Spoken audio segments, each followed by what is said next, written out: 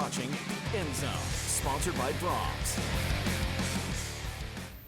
And welcome to another edition of the End Zone along with Camryn Johnson. I am Colby Daniels. It is November. The college football playoff rankings are out. We are about a month away from conference championship games. I mean, it doesn't get any better than this, Camryn, as far as college football goes. Yeah, I mean, it's been an entertaining season already, but just when November hits, something about the level of competition, the stakes being so much higher. That's right. It's just a really, really fun time of year.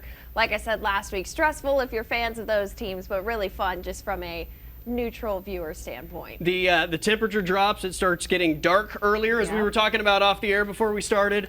Yeah, it's a ton of fun, and it just feels like every game becomes bigger, right? The stakes get bigger, and there's so much, it feels like, live and die with every snap of the football throughout the month of November. Oklahoma goes into a bye week, and they get through Tennessee. Alabama is ahead. We got to talk about this football team because I don't know how many people thought they were going to go on the road and win. I will say that environment was incredible, and there were times that I thought there's no way Oklahoma's going to get this done. Yeah. I thought the sound really was impactful on the Oklahoma offense and some of their struggles, but they're ahead at halftime somehow, and then next thing you know, they pull it out, and they get the big upset win over Tennessee. Yeah, I think it was huge the way they ended the game, obviously because it gets you the win, but I think more importantly, it gives you the momentum you need going into the bye week. You started to see John Mateer look a little more confident, which is a lot of people have said that's been a problem here recently.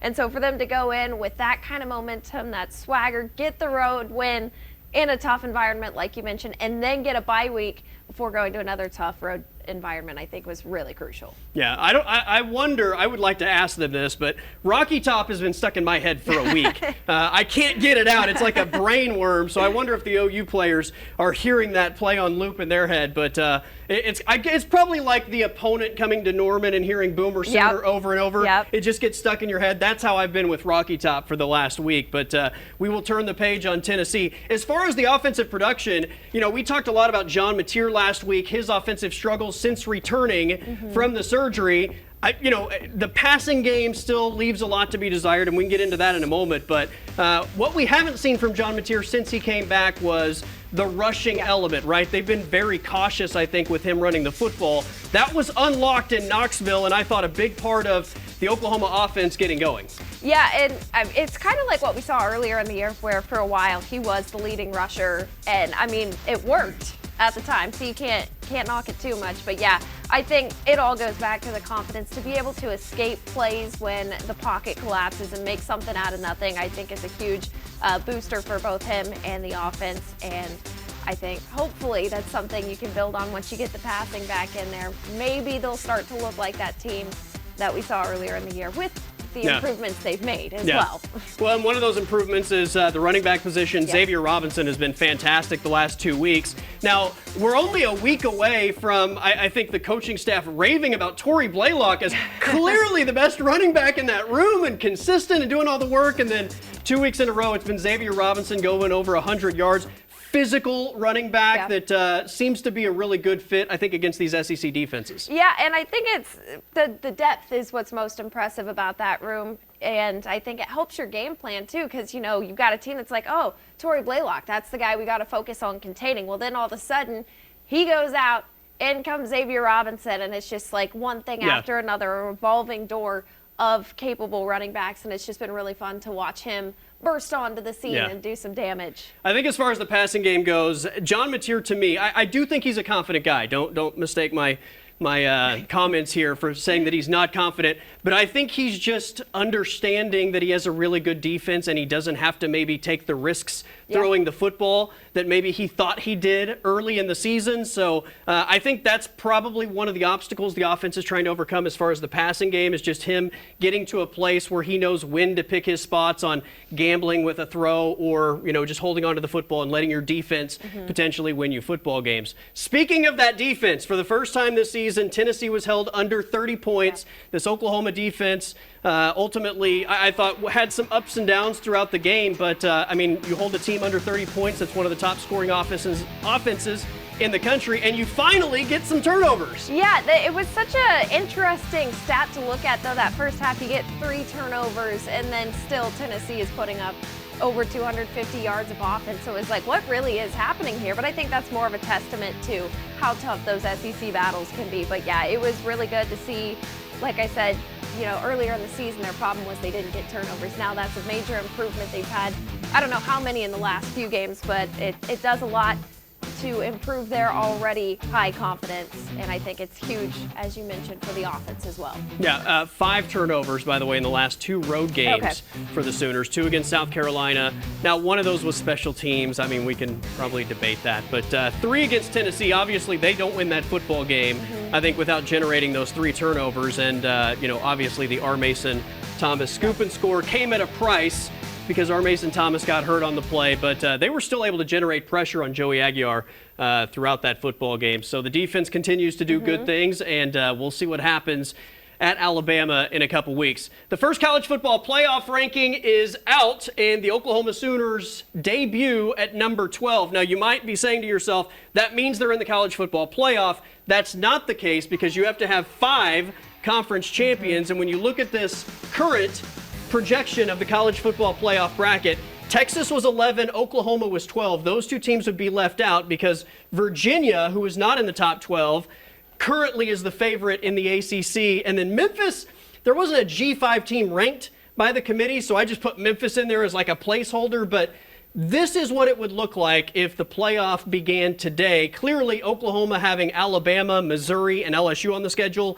I think if they win out, there's like a 99% chance they're in. There is maybe a perfect storm that they could still be left out, but I mean, some really crazy things would have to happen. If they win out, essentially, I think they're in. But this would be pretty fun. Yeah, I know some people had their initial reaction and seeing OU left out, they maybe viewed it as a snub. I think just at this point in the year, I'm not worried about it because there are so many crucial SEC games that have still not been played, and then several of these teams end up playing each other this week, and so already you're looking at some changes there. I think, like you mentioned, though, OU is in full control of its playoff destiny, so to speak, right now. That's right.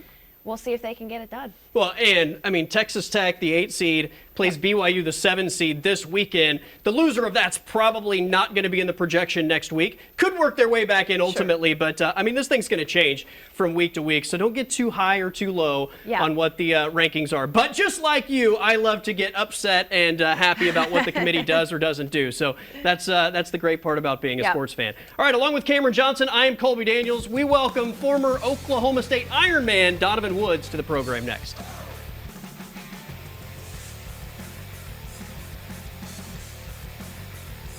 Welcome back to the End Zone along with Camryn Johnson. I'm Colby Daniels. We are welcomed by former Oklahoma State quarterback, safety, and linebacker Donovan Woods, the Oklahoma State Ironman.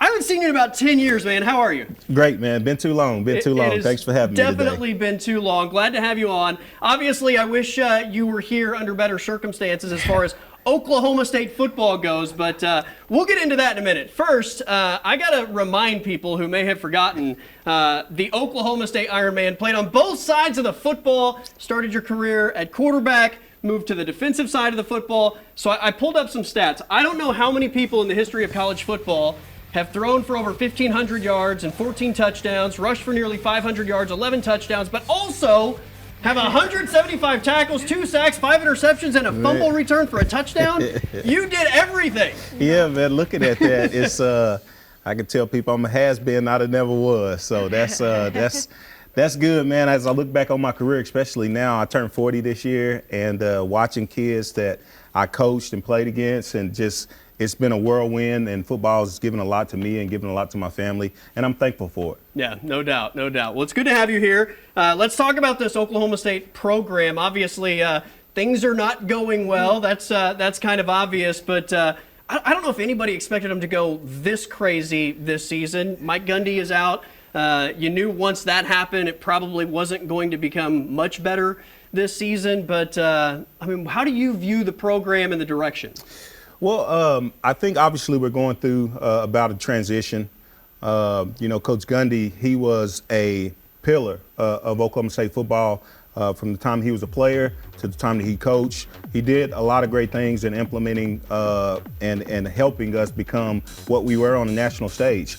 And when you take that away, you have to deal with some issues, and we're dealing with those. But we got great leadership, President Hess, Chad Weiberg as the AD, and we got faith in those guys to bring us back to the promised land. And so we're out in a desert place right now, but it won't be like that always. My dad would say it came to pass. And so we believe that.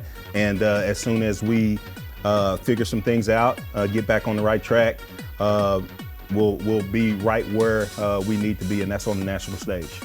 I think we were talking about this off air as well, just the difference of if this happens any other year versus a coaching search in a year where it is just a Penn State, LSU, Florida, What Auburn. is it now, like 11 Yeah. Division I coaches? Insane. It's just interesting the challenges that go into finding a new head coach in that kind of situation. Yeah, and there's some great jobs out there. You mentioned Penn State, LSU, and a number of others. I think OSU is right there on the cusp with those jobs. I mean, if you think back probably 20 years ago or even 10 years ago, maybe you don't see OSU in that light, but you know, with the investment that we've made in the program and the institution, I think OSU is a job that's right up there, and it'll be very attractive, and we should be able to bring in the type of coach that we expect, because we expect to win. Now, when you played at Oklahoma State, obviously you were part of the build, right? I mean, it started going up when you were there, and a few years later, like they're in the Fiesta Bowl, right, winning the Big 12 championship. What do you feel like were the core essential things that really helped you guys start to begin that elevation of the program? You know, it's just Coach Gundy had a vision. He had a number of people that helped him. Obviously, Boone Pickens helps a ton. You know, the kind of leadership that we had there at the time throughout the coaching staff. You talk about Larry Fedora. You talk about some of the players that we had. You know, all of those things have a big deal to be involved that make it. And then you gotta put it all together, and you gotta ultimately win. And Coach Gundy was able to do that. We were able to do that. And when you do that consistently enough, I mean, you have a chance to build something, and it built into, you know, what we have here, and looking at Oklahoma State prior to, you know, the recent memory. And so it was some good times. We expect to get back to those times. And, you know, it's just a testament to a lot of people investing in OSU and, you know, us reaping the rewards from it. Good stuff. I'm looking forward to whoever the next coach is. I mean, that'll be fun. And starting a new era, you know, it's always full of hope. Yeah. And until it isn't. But you know what? Until that point, everybody's hopeful about, you know, this next era of Oklahoma State football possibly reaching the next level. All right, Donovan Woods is our guest. We're going to get to moving the chains in a moment. But it's November. It's officially MACtion season, which takes us to MAC correspondent Adam King with 10 seconds of MAC football. Happy MACtion week. We had 4 games already this week. Akron, Ball State, Toledo, and Ohio U's and Parker Navarro's magical run continues, now tied at the top of the leaderboard as those standings. And that was 10 seconds of MAC football here on The End Zone. Moving the chains coming up next. All right, welcome back to The End Zone. It is time for Moving the Chains. Donovan Woods is our guest, former Oklahoma State quarterback and linebacker. So you've been on both sides of the chains moving. I've seen it all. You're going to start with 1st and 10. I'm going to throw you a question. Depending on how well or how terribly you answer it, Camryn's going to either give you positive or negative yards, and you've got to pick up the first down. All right, 1st and 10 for Donovan Woods. We just had Halloween last week. I'm sure that you either handed out candy or had some candy end up at your house. So best and worst Halloween candy, what do you got? Worst Halloween candy, Tootsie Rolls. Best Halloween candy, anything gummy. Okay. Okay.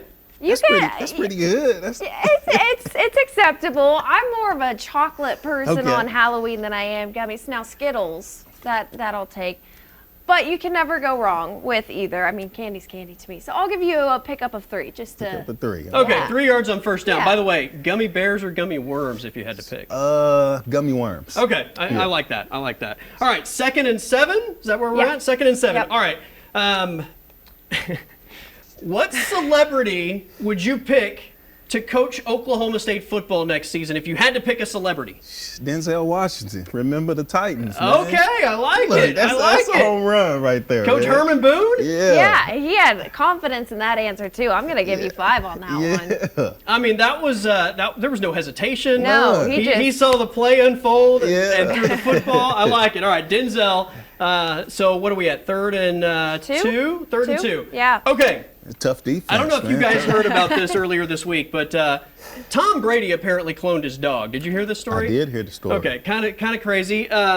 You played for a couple of out there head coaches, and Les Miles and Mike Gundy. So I will ask you, Les Miles or Mike Gundy most likely to clone their dog? Les Miles, and he do it talking like this. And you're gonna get after him, Les Miles. Yeah. Let's clone Sparky. Let's clone him. That's the right answer there. I'm gonna give you the first down. All right, he already got like the first down. That was quick work. All right. So now it's just bonus time. You can possibly pick up another first down, Okay. a touchdown. Touchdowns, There's man. always time to commit a turnover, though, Yeah. so you can't completely give up. Okay, this is a hypothetical situation. Your brothers have to sing karaoke on national TV. Okay? You get to pick a song for Rashawn and a song for DeJuan to sing. So it can be something man. like you can throw them a softball or you can completely embarrass them. What songs are you picking for your brothers to sing Oh, man. karaoke on national TV? You know what? We did a. No, I'm not gonna go with that one. Probably Ain't No Mountain High Enough. Okay. Yeah. For both, or For you both gonna make? of them. You're not gonna separate I'm them? not gonna separate. We're gonna put them together. Okay. We do Little everything duet. together. A little duet. We might have my sister or my mom go in on the female part. Okay. And make it a family affair. Okay, so you're a good brother then. Yeah, You're not yeah. gonna like make one of them sing like "Man, I Feel Like a Woman" or No, something no, like that. Okay, fair enough. Yeah. I like the production in it. I think I see the vision. I think there's some potential to that. I typically like the embarrassing karaoke route though, so I'll give you 3 on that. All right. Okay, All right. in the drive on a 3-yard gain. By the way, Rashawn or DeJuan more likely to clone their dog? DeJuan doesn't have a dog. Rashawn's got a little one that I don't know how much he really likes. So I'll say neither. Okay, fair enough. All right, he picks up the first down. Donovan Woods, our guest this week on Moving the Chains. We've got game picks to wrap up the show next here on the End Zone. Time now for the Brahms in the Bag Pick of the Week. All right, let's make some game picks. Big weekend of college football. No Oklahoma, no Oklahoma State, so the Sooners and Cowboys sit on the couch this weekend, back in action next weekend. But we do have a top 10 matchup in the Big 12. BYU in Lubbock facing Texas Tech. Camryn, what do you got? I think we talked about it earlier. This is basically a must-win game for both teams to stay in that playoff race. I think Texas Tech being at home gives the Red Raiders the benefit in this one. Yeah, you know what? I picked BYU against the Red Raiders this week. Part of it is, BYU has some close games, and I think that helps them winning down in Lubbock. So I'll go with the Cougars. I'm going to go with BYU as well. I just think they keep it close. I think Tech wins the game, but if I get 9.5, I will take BYU in this matchup. All right, game number 2 of the weekend, Oregon at Iowa. Surprisingly, a top 25 matchup thanks to the committee ranking the Hawkeyes. Yeah, this will be an interesting one because Oregon, you look at their wins now and a few weeks later, and they've only got 1 win over an opponent with a record of 500 or more. So I think it'll be close. I think ultimately the Ducks pull away late, but just barely cover. You know what? I'm going to go with the Iowa Hawkeyes. I played with a guy named Mike Humple there when I was with the Steelers, and they know how to play some defense at Iowa. Haven't figured out much on the offensive side of the ball, but They're better this year, though. They're better this year, Yeah. and they got a quarterback that runs around Yeah. a little bit. They can do some things, so I'm going with the Hawkeyes. Oregon gets the cover late. Close game, though. All right, game number 3, we've got Texas A&M at Missouri. I think this looks like a trap game to the naked eye, but I think that Mike Elko knows that this is an important game on the road this time of year. I expect the Aggies to get it done. I'm with you. I think the Aggies get it done. That's a tough place to play down there in Columbia, but I still think they get it done. I'm going to give the Aggies the kiss of death and make it 3 for 3. I'm picking Texas A&M minus the 6.5. All right, Auburn just fired Hugh Freeze. Will they have redemption at Vandy? Well, I think there's two things of redemption going here because Vanderbilt is coming off that loss to Texas. I think that the Commodores take this one handily. I think they will. I think it'd be hard fought, though. I think Auburn will be able to run the ball, but I don't think it'll be enough, so I'm picking Vandy. Diego Pavia greater than Jackson Arnold. Give me Vandy as well. All right, finally, LSU at Alabama. This contradicts my last answer. I think so many teams have done well after firing their head coach. I think the Tigers could surprise them. I think they cover. I think Alabama wins. Yeah, I think Alabama, even though I'm picking against my family, actually Caden Durham is a close cousin Good running of mine. back. Great running back as well. But I'm going to go with Alabama because I don't know if he's healthy enough to play this week, and so we'll see. I think LSU follows Penn State and nosedives. Give me Roll Tide minus 9.5. Donovan, thanks for the time. That is Camryn Johnson. I'm Colby Daniels. Everybody have a great weekend, and we'll see you next week here on The End Zone. Go Pokes.